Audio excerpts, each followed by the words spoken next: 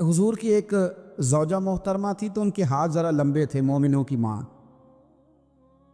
बाज़ ख़वातीन ने उनसे कहा कि लंबे हाथों वाली, हम बना लेते हैं ना ये भी बात कि उसका नाक मोटा है तो इसकी आंखें छोटी हैं, तो उसके कान बड़े हैं तो इसके हाथ कैसे हैं।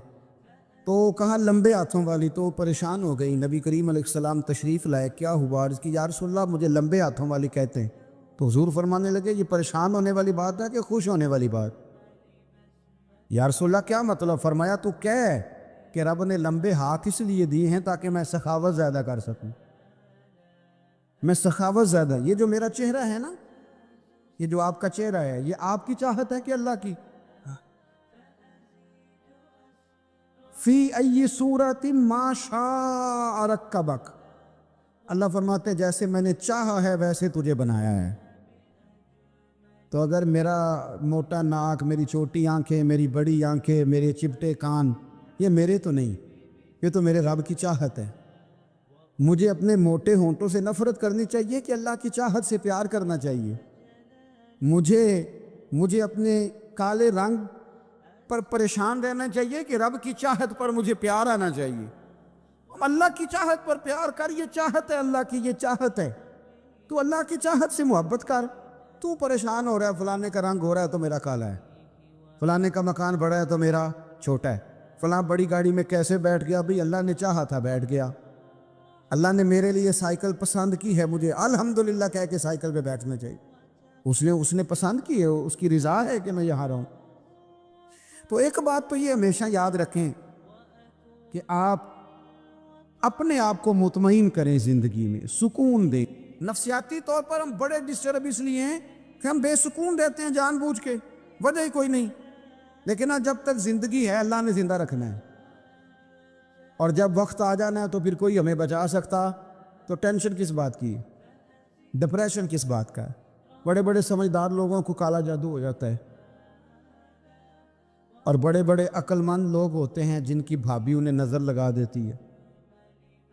बड़े बड़े समझदार लोग होते हैं कि जिनकी दुकान के आगे कोई तावीज़ फेंक जाता है। बड़े समझदार लोग हैं लेकिन वो छोटी छोटी बातों से इतने कमज़ोर हो गए कि सांप से डरते डरते रस्सियों से भी डरना शुरू कर दिए। रस्सियों से, वो जी मैं सुबह कल चल रहा था तो मेरे पीछे कोई चल रहा था, तो मैंने कहा साया होगा आपका, कोई साथ चलता है। एक हदीस है तिरमिज़ी शरीफ की, इसे याद कर लें, बड़ा नफ़ा देगी। मेरे नबी करीम अलैहिस्सलाम ने फरमाया अगर सारी दुनिया मिल के भी तेरा नुकसान करना चाहे तो जब तक रब की मशीयत ना हो तेरा नुकसान हो नहीं सकता। ख़त्म हो गई बात, बाहर आ जाए इस चीज़ से।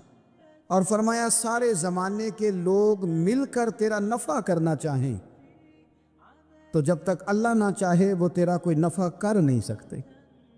नुकसान भी अल्लाह की मशीयत पे है, नफ़ा भी अल्लाह की रज़ा पे है। तो फिर आप बिला वजह लोगों को देखकर टेंशन क्यों लेते हैं? एक बात। दूसरी बात ये कि दूसरों की नफ्सियात का भी थोड़ा थोड़ा ख्याल करें। हम पता क्या चाहते हैं, सारे मेरे मुताबिक चलें, फिर नफ्सियाती मसाइल पैदा हो। एक बच्चे ने ना हुजूर के कपड़ों पर पेशाब कर दिया था, उसकी माँ परेशान हो गई, बुखारी है। या रसूलल्लाह वो बच्चा था, पता नहीं चला। तो नबी पाक फरमाने लगे क्या हो गया, वो बच्चा है, अल्लाह ने पानी पैदा किया ना, अभी इस पे पानी बहाएंगे सब ठीक हो जाएगा। वो बच्चा है। लेकिन हाजी साहब घर में बिगड़ जाते हैं, पोता अगर पेशाब कर दे, कहते हैं मैं नमाज पढ़नी होती, वो बिगड़ जाते। पीर साहब बिगड़ जाते इस बात पे, अल्लामा साहब बिगड़ जाते, सेठ साहब कहते हैं पता ही नहीं बच्चे ने पेशाब कर दिया। हुजूर ने फरमाया कि बच्चा बच्चा होता है, वो छोटा है, उसका एक मिजाज है, उसका एक मुतालबा है। नबी करीम के ग़ुलाम के बेटे हैं हज़रत उसामा बिन ज़ैद, नवासों की बात नहीं सुना रहा, ज़ैद बिन हारसा हुजूर के ग़ुलाम थे, उनके बेटे हैं। छोटी उम्र थी, नाक बह रहा था। वैसे दादाजी नाक साफ कर देते हैं पोते का, हो सकता है वो डांट देकर चल दौड़ जा, कितना गंदा, अम्मा से कहा तेरा नाक साफ करे, चल नलायक। नाना भी कहते भाग जा, क्योंकि वो हाजी साहब ने वुज़ू करना है, नमाज पढ़नी है, तो उनके करीब ये चीज़ आ गई तो बड़ा मसला बन जाएगा। नबी करीम सल्लल्लाहु अलैहि वसल्लम ने कहा आयशा उसामा की नाक बह रही है, साफ कर दो। حضرت عائشہ کہتی ہے میں ذرا اٹھی کو کپڑا دیکھ لو تو حضور جلدی سے اٹھے. ایک روایت تو یہ ہے کہ حضور نے ناک پوچھ دیا، اور دوسری میں کہ نبی پاک قریب پہنچ گئے. جناب عائشہ کہتے ہیں میں نے ہاتھ پکڑ لیا، میں نے کہا حضور کپڑا لینے گئی تھی آ گئی. کہتی ہے میں نے اپنے ہاتھوں سے ان کی ناک صاف کر دی، ریڑھ صاف کر دیا. اللہ کے رسول گویا میری طرف دیکھ کے مسکرائے، حضور راضی ہوئے. بچے تو بچے ہوتے ہیں، بچے تو بچے ہوتے ہیں. اب آپ کو بچہ حاجی صاحب مانے، پہلے نمازی صاحب مانے، آپ کو پہلے بچہ جو ہے وہ بڑا سیانہ مانے، سمجھدار مانے، عقل مند مانے، پیر صاحب مانے. چھوٹا بچہ تو وہ نہیں مان سکتا. آپ اس کی نفسیات کے مطابق اس کے ساتھ چلیں. اب رویہ وہ رکھیں کہ وہ بچہ ہے، وہ چھوٹا ہے. حضور بچوں کے پاس سے گزرتے تھے تو انہیں سلام کہتے تھے. آپ بھی کہتے ہیں، آج سے کہیں گے. حضور گزرتے چھوٹے کہتے السلام علیکم. اور نبی پاک صلی اللہ علیہ وسلم کبھی کبھی نا بچے کھیل رہے ہوتے تو حضور بیٹھ جاتے، فرماتے یار میرے سینے سے تو لگو. حضور زمین پہ بیٹھ جاتے، بچہ یوں ہاتھ پہ، بچہ دوڑا آتا، حضور کے سینے سے جب لگتا تو نبی پاک گر جاتے اور فرماتے اوئے ہوئے تم نے تو مجھے گرا ہی دیا ہے. یہ بچوں کے ساتھ آپ جو رویہ رکھیں گے وہ میٹھا ہوگا. اب آپ کہیں گے چونکہ اب میں ایک عہدے پہ ہوں، میں ایک منصب پہ ہوں، تو یہ آپ کی نفسیاتی کمزوری ہے. پھر کیا ہوتا ہے، بچوں کو ڈانٹ کے رکھا جاتا ہے، بے جا ڈانٹ ڈپٹ، بے جا سختی، اور بے جا ان کے ساتھ رویے، اور ان کے ساتھ بڑی عجیب و غریب قسم کی جو ہے وہ ہماری جو ہے وہ گھٹن کیپ آ جاتا ہے بچوں کے درمیان. بچے، میں کہا کرتا ہوں، پھر بچے ہمیں دکھ نہیں سناتے، وہ پھر غلط آدمی کو دوست بناتے ہیں، پھر اس غلط آدمی کو اپنی بات بتاتے ہیں، غلط آدمی رازدار بن جاتا ہے. آپ ان کی نفسیات کے مطابق ان سے پیار کریں، انہیں ٹائم دیں. پھر نوجوان جب کوئی ہو جاتا ہے تو اس کی سوچیں جوان ہو جاتی ہیں. نوجوانوں سے معذرت کے ساتھ نبی پاک علیہ السلام نے نوجوانوں کی حکومت سے پناہ مانگی، نوجوانوں کی حکومت سے پناہ مانگی ہے، اس لیے کہ نوجوان بڑی جلدی پیار بھی کرتا ہے اور بڑی جلدی نفرت بھی کرتا ہے. سوچیں مضبوط نہیں ہوتی. نوجوان آدمی، جوان آدمی، بکھری ہوئی سوچیں ہوتی ہیں. میرے رسول کریم صلی اللہ علیہ وسلم نوجوانوں سے ان کے مزاج کے مطابق ڈیل کرتے تھے، ان کی طبیعت کے مطابق ان کی ذہن سازی کرتے. ہم نہ جوانوں کو وقت نہیں دیتے، ہم مطالبہ کرتے ہیں نوجوان سے کہ وہ ہے نوجوان باتیں بوڑھوں والی کرے. اگر جوانی میں بوڑھوں والی باتیں کرے تو پھر تو شیخ سعدی کہتے ہیں سارے بوڑھے چھوڑ کے اس نوجوان کے پاس بیٹھو، اس کے پاس فیض زیادہ ہے. اگر ایسا ہو جائے، کیونکہ در جوانی توبہ کردن شیوہ پیغمبری، یہ تو اچھی بات ہے. لیکن میرے عزیز اگر ایسا نہ ہو، ایسا ممکن نہ ہو، تو پھر نوجوان کو آپ اس کی طبیعت کے مطابق ڈیل کریں. آپ اس کی سوچ دیکھیں، اس کا رویہ دیکھیں، اس سے پیار کریں. نبی کریم علیہ السلام کے پاس ایک نوجوان داخل ہوا، اندر داخل ہوتے ہی اس نے فٹافٹ ایک بات کر دی. کہنے لگا یا رسول اللہ مجھے زنا کی اجازت دے دیں. میرے جذبات بہت پھٹک گئے، میں روک نہیں سکتا. ہمارے ہاں ہمارے گھر میں کوئی فون کرے تو ہم غیرت مند بن جاتے ہیں. میری غیرت کو گوارا نہیں کہ کوئی میرے گھر میں فون کرے، اور اگر میں کسی کے گھر میں فون کروں تو پھر غیرت کدھر گئی؟ پھر بھی آپ غیرت مند نہیں صاحب، پھر بھی آپ غیرت مند نہیں.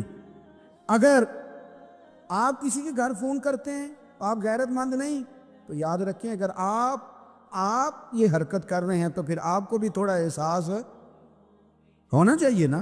نبی کریم صلی اللہ تعالیٰ علیہ وسلم سے اس نے کہا مجھے زنا کی اجازت دے دے. حضور فرمانے لگے آگے آ جاؤ. حضرت عمر کہتے ہیں مجھے بڑا غصہ تھا، میرا دل کر رہا تھا اٹھوں اور 2 تھپڑ ماروں اسے. یہ طریقہ ہے بات کرنے کا. حضور نے بلایا، پاس بٹھایا، تھپکی دی. فرمایا ایک بات تو بتا، تیرے سوال کا جواب پھر دیتا ہوں، ایک بات تو بتا. یا رسول اللہ صلی اللہ تعالی وسلم ارشاد فرمائیے. حضور فرمانے لگے تو پسند کرتا ہے کہ تیری بہن کے ساتھ کوئی زنا کرے؟ پسند کرتا ہے تو کہ تیری بہن کے ساتھ کوئی زنا کرے؟ کہنے لگا حضور میں بات بھی سننا پسند نہیں کرتا. تیری بیٹی کے ساتھ؟ کہنے لگا حضور زبان اس کی کھینچ لوں گا جو یہ بات کرے گا. کہا تیری ماں، تیری پھوپھی، خالہ کا؟ حضور خبردار کسی بندے کو میں اجازت نہیں دوں گا.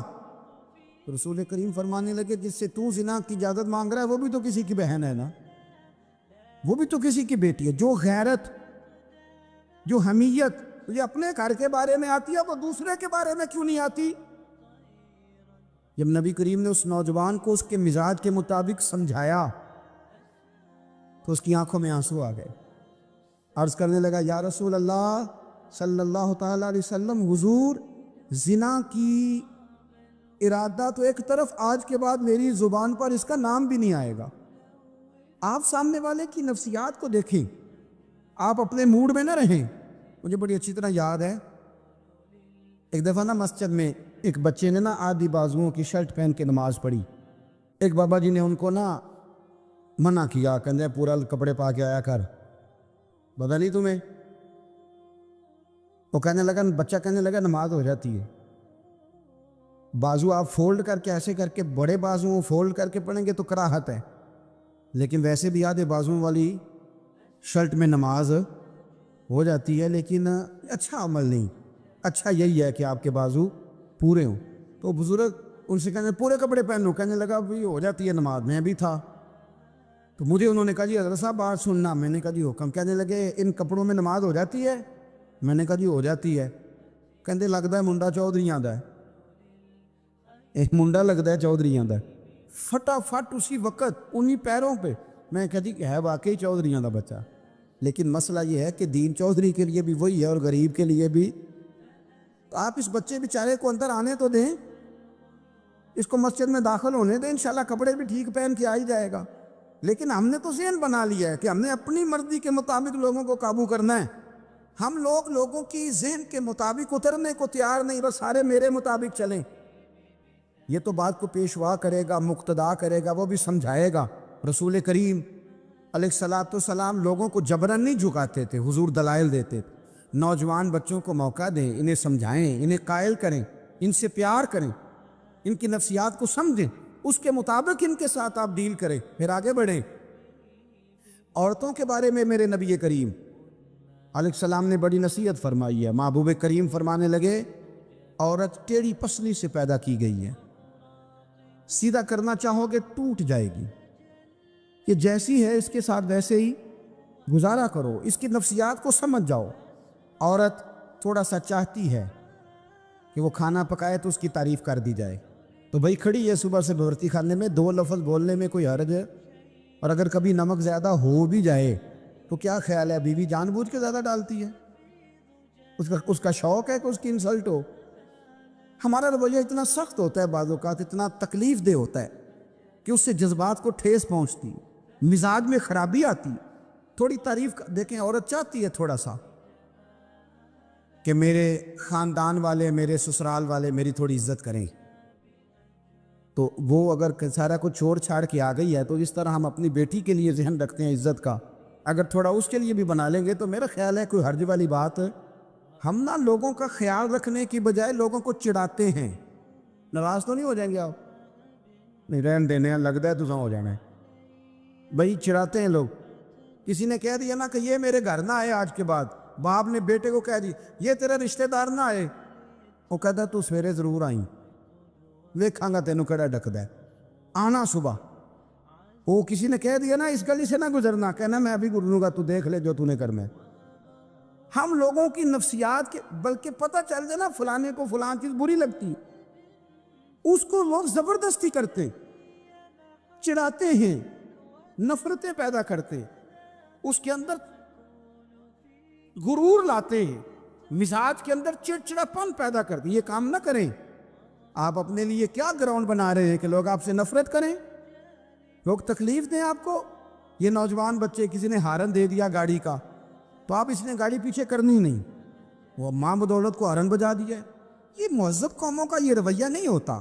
اپنی زندگی میں اگر آپ عاجزی لے آئیں، انکساری لے آئیں، حسد چھوڑ دیں، پیار لے آئیں، رشک لے آئیں، اپنی زندگی کے اندر تھوڑا سا کسی کے لیے ایثار کرنا شروع کر دیں، قربانی دینا شروع کر دیں، تھوڑا سا اپنے اوپر ہلکا سا بوجھ ڈالیں، تو شاید وجود تھوڑی دیر کے لیے تھک جائے لیکن روح کو بڑی آسودگی حاصل ہوئے، دل آپ کا سکون میں آ جائے گا. آپ ایسے محسوس کریں گے کہ میں اصلاح پذیر ہو گیا ہوں، میرے باطن کے اندر جو میل کچیل تھے وہ چھٹنے لگے، وہ دھبے اب آہستہ آہستہ کر کے دور ہونے لگے. ہمارا تو سٹیٹس اتنا خوفناک ہو گیا کہ ہمارے اپنے ترستے رہتے کہ چلو 2 جملے پیار کے بول دے، 2 جملے، اور کسی کے لیے بھی نہیں یار. ہمارا تو یقین کرے وہ بلند و باغ مزاج جانے ہمیں کہاں جا کے کھڑا کرے گا، کس جگہ پہ جا کے ہم رکیں گے. بڑا شوق ہے لوگوں کی گردنیں جھکانے کا، بڑا ہمیں شوق ہے، یہ میرا ملازم ہے. گھر میں بھی گئے ہیں تو 2-4 بندے کھڑے ہونے چاہیے اعزاز کے لیے، تھوڑا سا جھکے تو صحیح، تھوڑا پیار کرنا تو شروع کریں. تھوڑا یہ آپ کی گردن دیکھیں نا، جو بالکل اکڑ جائے وہ مردہ ہوتا ہے، اور جس میں کچھ نہ کچھ لچک ہو وہی تو زندہ ہوتا ہے. اگر آپ پکڑے ہوئے ہیں، اکڑ گئے ہیں آپ کو اپنے علاوہ، وہ کسی نے کہا تھا خدا مجھے ایسی خدائی نہ دے کہ اپنے سوا کچھ دکھائی نہ دے. کیا لے کے جانا ہے اس دنیا سے اگر آپ چند منٹ کسی سے پیار ہی نہیں کر پائے، کسی کا احساس ہی آپ کی طبیعت میں نہیں آیا، آپ کو ذرا خیال ہی نہیں آیا کسی کی بابت، کیونکہ ہمارا وہ احساس کدھر گیا. اصل بات یہ ہے کہ اندر تکبر چھپا لیا ہے، اب وہ نکلتا نہیں، کھٹکتا بڑا ہے، تنگ بڑا کرتا ہے، بڑی آرزو ہے کہ جانا جاؤں پہچانا جاؤں. سمجھتے نہیں. مولا علی شیر خدا غلام سے فرمانے لگے چل نہ یار کپڑے خریدے. خادم کہتا ہے میں ساتھ گیا. حضرت علی نے 2 جوڑے خریدے. فرمایا آج 2 لینے بھی، ایک تیرا ایک میرا. کہتے ایک خاصا مہنگا لیا، ایک ذرا سستا لیا. میں فوراً سمجھ گیا مہنگا آقا کا ہے اور سستا اسی طرح ہی ہوتا ہے نا. مہنگا جوڑا آقا کا ہے اور سستا غلام کا ہے. کہتے تھیلے میں کپڑے ڈالے، میں نے اٹھائے، میں غلام تھا. وہ چوک آ گیا جہاں سے مولا علی نے اپنے حجرہ نور میں جانا تھا اور میں نے اپنے گھر جانا تھا. فرماتے ہیں وہ جگہ آ گئی. شیر خدا رضی اللہ تعالیٰ عنہ فرمانے لگے کہ لیا پتر میرے والا جوڑا مجھے دے دے، لا وہ میرے کپڑے مجھے دے دے. تو کہتے ہیں وہ بڑی ڈیفینیٹ تھی بات تھی، میں نے اسی وقت نکالا مہنگا جوڑا، جناب علی کو تھمایا. تو حضرت علی فرمانے لگے یہ تو نہیں میرا. باتیں مزے کے لیے سنتے ہیں صرف، اگر ان کے سننے میں اتنا مزہ ہے تو اس پر عمل کرنے میں کتنا مزہ ہوگا، یہ بھی تو کبھی آپ محسوس کریں نا. حضرت مولا علی شیر خدا فرمانے لگے یہ نہیں میرا تو وہ دوسرا ہے. وہ کہتا میں نے ایک فلسفہ بیان کیا، ایک علت بیان کی، ایک لاجک میں نے بیان کی. میں نے کہا حضور آپ مہنگا پہنے کیونکہ آپ آقا ہیں، اور میں سستا پہنوں گا کیونکہ میں. تو حضرت علی نے فوری طور پہ حکم نہیں لگایا کہ نہیں تو دوسرا مجھے دے. عالم تھے نا، تو اس نے علت بیان کی تو پہلے اس کا وہ سبب توڑا، پہلے اس کی اس بات کا جواب دیا. دلیل کا جواب دلیل سے دینا چاہیے نا. کئی دفعہ لوگ دلیل کا جواب گالی سے دینے لگتے، یہ طریقہ غلط ہے. حضرت علی سے اس نے کہا ایک علت بیان، ایک سبب بیان. کہنے لگا حضور آپ چونکہ آقا ہیں، آپ جوڑا پہنے مہنگا، آپ کپڑے استعمال کریں مہنگے، میں چونکہ غلام ہوں تو میں استعمال کروں گا سستے. تو حضرت علی کہنے لگے تو یہ والا فلسفہ نہ بیان کر، تو میرے والا کر.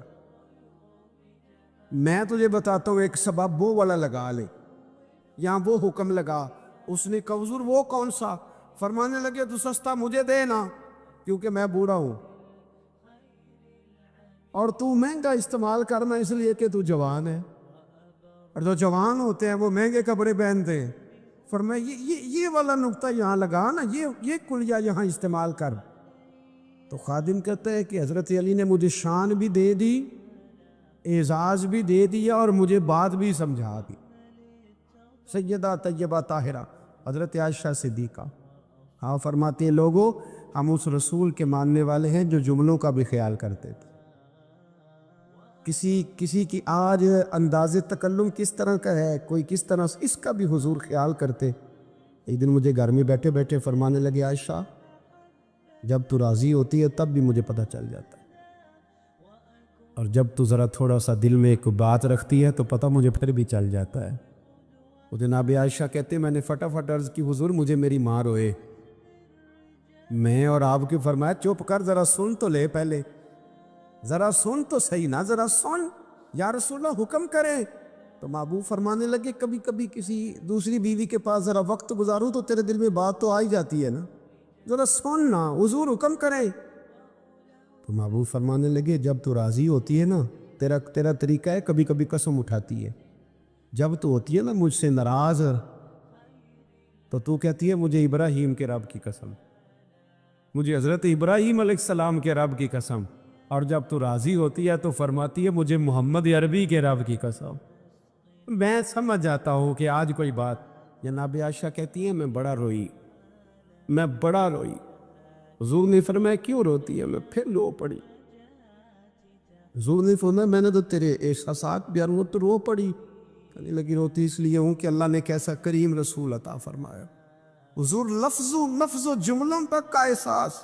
امام غزالی روایت لائے ہیں، حضرت حذیفہ بن یمان رضی اللہ تعالیٰ عنہ فرماتے ہیں میں اپنے قریب محبوب علیہ السلام کے ساتھ سفر کر رہا تھا، گرمی کا موسم تھا، سفر کرتے کرتے ہم ایک باغ کے قریب سے گزرے تو سامنے کنواں نظر آیا۔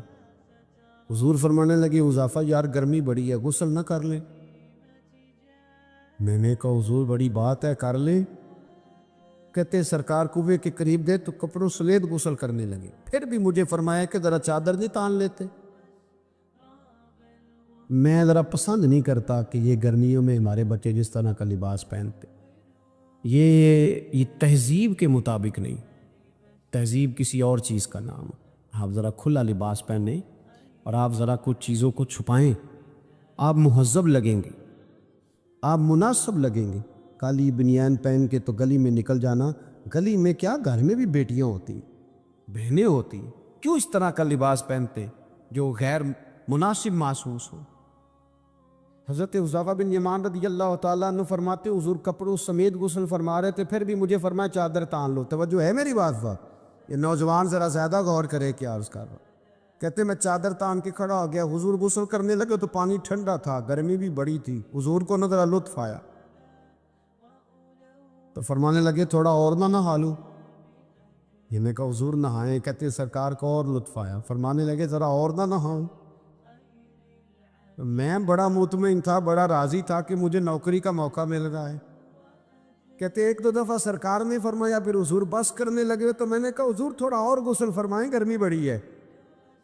تو سرکار اور غسل کرنے لگے، خاصی دیر حضور نہائے، غسل فرمایا، فارغ ہو گئے نا جب، میرا کلیجہ بڑا ٹھنڈا تھا کہ میں نے نوکری کر لی۔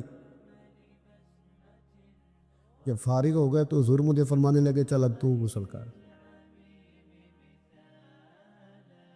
اگر روٹی بچ جائے تو بندے ڈرائیور کو بھیج دیتے، اگر کبھی بچ جائے۔ چلیں آپ نے کون سا مجھ سے ناراض ہونے، آپ تو اپنے، اگر کوئی دیگ بڑھ جائے تو مدرسے بھیج دیتے کہ وہ اس کو کہتے آپ یہی ہے کہ اس کے پیروں کے نیچے فرشتے پر بچھاتے، یہ بھی آپ کہتے ہیں کہ آفت جی آپ کی بڑی شان ہے، آپ نماز پڑھاتے، پر دیکھ وہ بھیجنی ہے جو بچ گئی، وہ آپ بھیج دیں، بچ گئی ہے وہ زیادہ تھی تو ہم نے کہا چلو بچوں کو دے دیتے۔ یہ اعزاز نہیں دیا، دیو دے دی پر آپ نے عزت نہیں دی، یہ وقار کا مجھے مزہ نہیں آیا اس کا، یہ کوئی سرور والا کام نہیں۔ میرا ایک دوست مجھے ایک دن کہنے لگا حضرت جی اگر کچھ ٹائم ملا نا نکلا تو میں آؤں گا۔ میں کہا یار نہ یہ دا کوئی مزہ ہے، ساڑھے کو تو ٹائم کٹ گیا آنا یار، حد ہو گئی۔ تو کہہ کہ میں بڑا مصروف ہوں پر آپ حکم تو کرے، میں سویرے ہی آیا۔ یہ کیا بات آپ نے، ازی کو بچے کچھ ٹائم والے ہیں ہمارے پاس، تو آ تھوڑا سا سارا کچھ چھوڑ چھاڑ کے پتہ چلے کہ تو آیا ہے۔ میری بات کی سمجھ آ رہی ہے میرے عزیز؟ بات کو سمجھنا ہے آپ نے۔ حضرت حذیفہ بن یمان رضی اللہ تعالیٰ عنہ فرماتے ہیں کہ جب حضور غسل فرما چکے تو کہنے لگے اب تو غسل کر۔ کہتے ہیں میں غسل کرنے لگا تو سرکار نے فرمایا چادر مجھے دینا، میں تان کے کھڑا ہو جاؤں۔ یعنی نبی کریم کی بات کر رہا ہوں۔ وہ ساری زندگی پیر صاحب نوکری کراتے رہتے ہیں، مرید پہ چڑھ جائے نا قرضہ تو کہتے ہیں اس کا ذاتی معاملہ ہے، تو جب تیرے گھر جھاڑو دے رہا تھا پھر نہیں ذاتی معاملہ تھا؟ تھوڑی تو بھی پیار کر لے، کبھی تو بھی ان کے ساتھ کہہ۔ وہ میرے ایک دوست ہیں پیر صاحب، تو عرس پہ میں گیا ہوا تھا تو ان کا بچہ وہ اپنے بیٹے سے پوچھتے ہیں کہ پتر وہ دال والا جو دیگ ہے وہ گرم ہی ہے نا؟ کہنے لگا ابا جی بس ٹھیک ہی ہے چل جائے گی، یعنی گرم کرنا بھی پسند نہیں صاحبزادے کے لیے، ابا جی چل جائے گی۔ تو پیر صاحب نے بڑا اچھا جملہ کہا، ہمیں لگے پتر جب تو مریدوں کے گھر جاتا ہے تو تیرے ساتھ یہ سلوک کرتے، اس طرح تو انہوں نے کہا یار کم از کم تیرا زور لگے گا ایک آرڈر ہی کرنا ہے ذرا گرم ہو، پر ہم سمجھتے نہیں نا چیزوں کو۔ الا ماشاء اللہ اچھے لوگوں کی بات نہیں کرتا میرے بھائی، حضرت حذیفہ بن یمان رضی اللہ تعالیٰ عنہ فرماتے ہیں قربان جاؤں، کریم رسول نے چادر تان لی، میرے لیے چادر تان لی، میرے لیے، تو امیر حرم، میں فقیر بے نوا، تو کجا من کجا، یعنی میرے لیے چادر، میں گلیاں دا روڑا کوڑا تے میں نو محل چڑھایا ہے سانیاں، حضور نے چادر تان لی، کرنا غسل، اگر مجھے گرمی لگ رہی ہے تو تجھے بھی تو لگ رہی ہے نا۔ حضرت حذیفہ بن یمان کہتے ہیں میں نے کہا حضور میں بغیر چادر کے گو، فرمایا نا میں کھڑا رہوں گا، تو کر غسل۔ حضرت حذیفہ بن یمان کہتے ہیں تھوڑا سا غسل کر کے میں نے چھوڑ دیا، حضور فرمانے لگے نہیں اور نہا ذرا۔ کہتے ہیں میں نے عرض کی یا رسول اللہ صلی اللہ علیہ وسلم میں نہا لیا، فرمایا نہیں تھوڑا اور غسل کر۔ فرماتے میں نے اور غسل کیا، تھوڑی دیر کے بعد فارغ ہوا، میں نے کہا حضور مہربانی فرمائیں میں نہا چکا، تو فرمانے لگے نا امیر اتنی دیر میں نے کیا ہے، تمہیں اتنی دیر غسل کا۔ حضرت حذیفہ بن یمان کہتے ہیں میں رو پڑا، میں نے کہا محبوبہ تیرے کرم پہ قربان جاؤں، اب بس کرے، حضور میں نہا چکا ہوں۔ تو حضور فرمانے لگے حذیفہ گھر سے کٹھے نکلے تھے نا، گرمی میں ایک جیسا سفر کیا ہے نا، یار تو غسل کر، مجھے اچھا لگ، یار یہ کیا سٹیٹس ہم نے بنا لیا، ہم اپنوں کے بیچ بھی اسی طرح رہیں گے، ہم اپنوں کے بیچ جو ہمارے اپنے ہیں ہم ان سے بھی کبھی، میں مسجد میں بیٹھا ہوں باب وضو، وہ بھی میں نے عشاء پڑھی ہے، وہ دیانتداری سے بتاتا ہوں، یہ بیمار ہو گیا تو بڑی میری ٹانگوں میں ٹائیفائڈ بخار تھا، تو بڑی سخت تکلیف میری ٹانگوں میں آئی، اذیت آئی، مجھے چلا نہیں جاتا تھا، چھڑی پکڑ کے میں چلتا تھا، میری اماں دی حیات تھی، میں نے اسے کہہ دیا کہ بڑی ٹانگوں میں درد ہے، تو میں سو گیا، میری آنکھ کھلی تو میری ماں میری ٹانگیں دبا رہی، میری ماں میری ٹانگ، اور میری جیسے آنکھ کھلی تو میں نے جھٹ سے اپنی ٹانگوں کو سمیٹا، میں نے کہا مدی آپ یہ کیا کر رہی ہیں؟ تو میری اماں جی نے کیا، بیمار رہتی تھی، شوگر تھی، کہنے لگی پتر تو نے میری روز دباندہ، آپ بات کو سمجھے نا، وقت گزر گیا، وہ انتقال کر گئی، 8-9 سال بیت گئے، پر وہ کبھی اس وقت کو یاد کرتا ہوں تو دل ٹھنڈا ہو جا۔ ہم حسد کرتے، بہت سارے لوگوں سے کرتے ہیں، ماننے کو تیار نہیں ہوتے، کرتے، بلکہ امام غزالی رحمۃ اللہ علیہ تو فرماتے ہیں کہ حسد تو پایا ہی مالداروں اور صاحب علم لوگوں میں جاتا ہے۔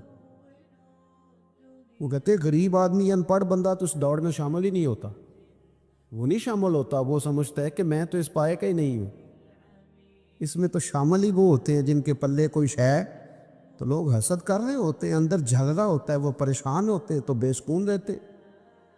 اصل مسئلہ اس بات کا نہیں ہوتا کہ میرے پاس نعمت نہیں، اصل رٹا یہ ہوتا ہے کہ میرے پاس تو ہے پر اس کے پاس نہیں ہونی چاہیے تھی، ادھر کیسے چلی گئی؟ اعلیٰ حضرت فرماتے ہیں حسد کرنے والا اس بندے پر اعتراض نہیں کر رہا ہوتا، حسد کرنے والا بنیادی طور پر اللہ کی تقسیم پر اعتراض کرتا، اللہ کی تقسیم پر۔ ہمارے اندر یہ میل چڑھ، اور گھروں کے اندر یہ پوری ایک دوڑ شروع ہے، دیورانی کے اندر، جیٹھانی کے اندر یہ پوری دوڑ ہے، اور ایک وقت آتا ہے کہ بھائی بھائی سے حسد کرنے لگ جاتا ہے، کیسے سکون پائے گا؟ حسد ایک آگ ہے،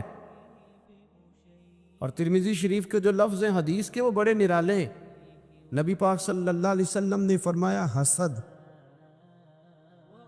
نیکیوں کو یوں کھا جاتا ہے جیسے خشک لکڑی کو آگ کھا جاتی، یعنی وہ کھائی جاتی ہے، لکڑی کی اپنی کوئی حیثیت باقی، تھوڑی دیر پہلے وہ لکڑی تھی اور اب وہ خاک ہے، حسد کھا جاتا ہے۔